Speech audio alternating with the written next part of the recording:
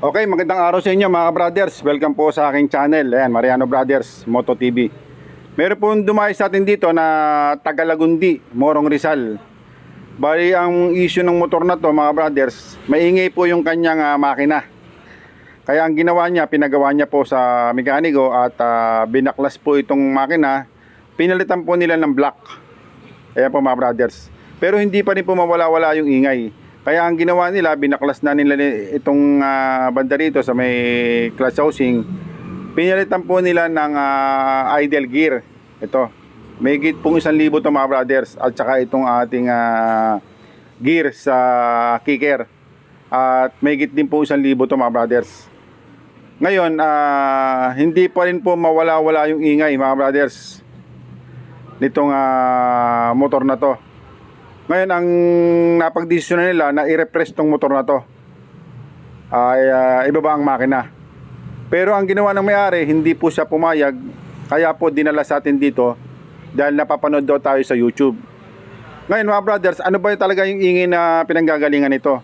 Ayan. Pero bago natin simulan to mga brothers, kung napasyal ka sa aking channel, huwag niyo po sanang kalimutan na mag-subscribe. Pakipindot po notification bell button. Piliin niyo po yung all para updated po kayo pagka mag-upload po ako ng mga bagong videos. Okay?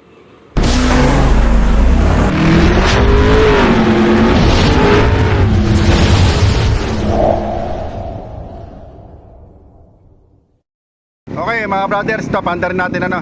Sige, pandarin mo.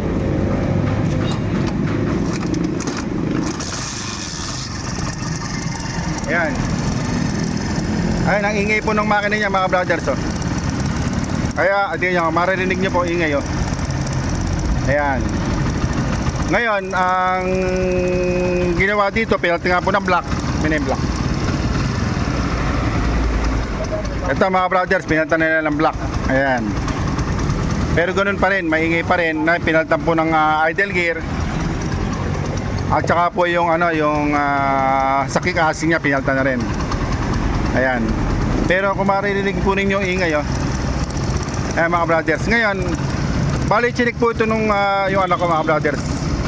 Ang una niyang nakitang problema dito po sa carburetor. Ito nakita niyang problema, hindi po sa makina. Ayan, kaya tayo hindi tayo magbabaklas ng makina mga brothers. Hindi natin ibababa ito. Ito lang po ay bababa natin itong carburetor na to. Ayan mga brothers. Dito sa carburetor, kahit anong linis nila ay ganun pa rin daw. Hindi pa rin na mawala-wala ang ingay. Pero mga brothers, meron po tayo nakitang isang problema na kung hindi natin sisiyasatin mabuti ay hindi natin mapagkakamalian na ito talaga ang pinanggagalingan ng ingay sa makina. Ayan mga brothers, papakita namin sa inyo na actual para makita nyo po yung diferensya.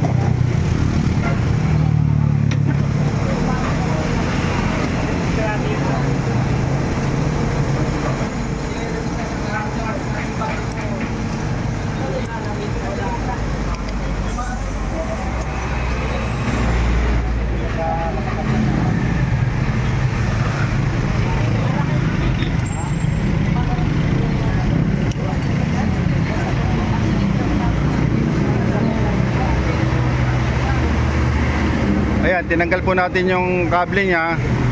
Pinasok natin yung stock niyang piston. Ngayon, ang gagawin natin dito, papaandarin natin mga brothers.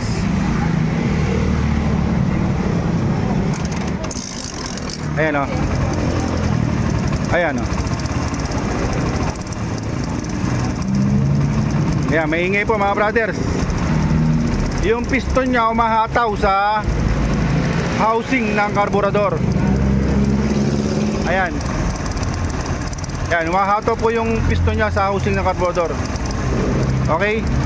Kaya ang gagawin natin dito, checkin natin yung carburetor mga brothers, yung pinaka-housing ng piston.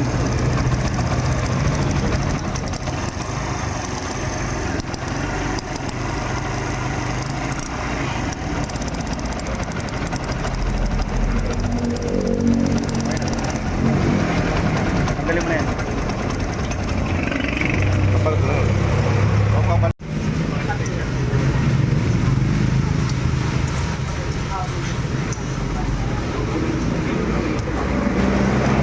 Hey, ito na po tayo Ngayon babaklasin natin ito mga brother.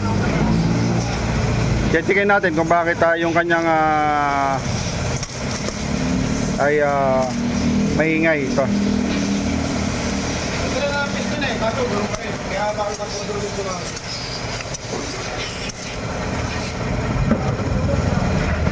Maluwag na po mga brothers. So. Ugayin mo nga. Okay, ugayin mo. Lock. Ugayin mo yung piston. Ayan.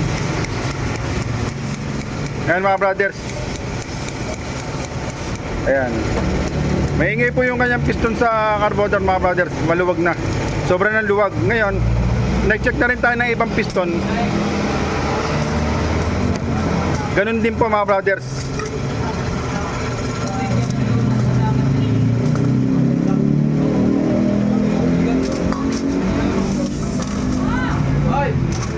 Ito po ang problema.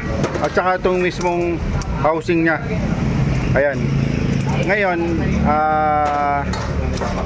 maluwag po yung kanyang housing pag pinasok natin ito piston.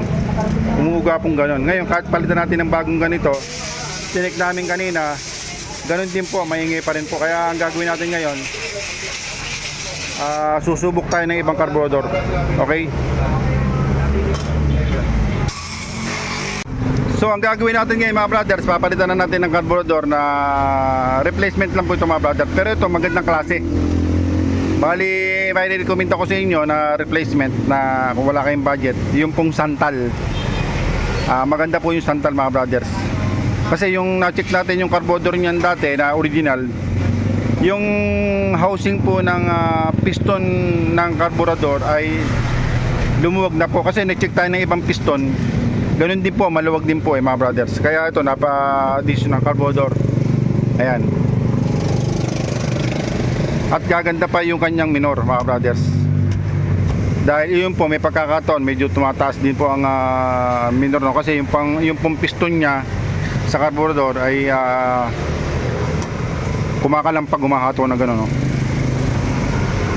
Gumaganon siya mga brothers yung piston. Ayan, papaanda rin natin ito mga brothers, yung magiging resulta ng pagkapalit natin ng carburetor. Okay?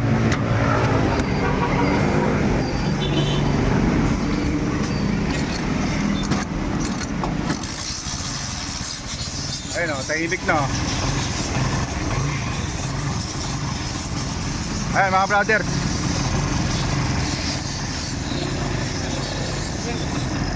Ayan mga brothers, tahimik o. Ayan, ganyan lang mga brothers. Bago tayo magbaba ng makina o bago natin desisyon ng baba makina, mag-check muna tayo sa ibang mga parts. Baka may maluwag o kaya ito katulad na nakita natin ngayon. Ang problema lang piston ng carburetor. Okay? Sige po, hanggang dito lang mga brothers. Sana po nakatulong sa inyo ng malaki. Lalo na po sa mga may motor na Kawasaki Barao. Kahit anong motor mga brothers, pwede mangyari ito. Sa TMX, sa Honda, kahit anong motor mga brothers. Basta carburetor type. Okay? Hanggang dito lang. Maraming po salamat. Mabuhay po kayong lahat.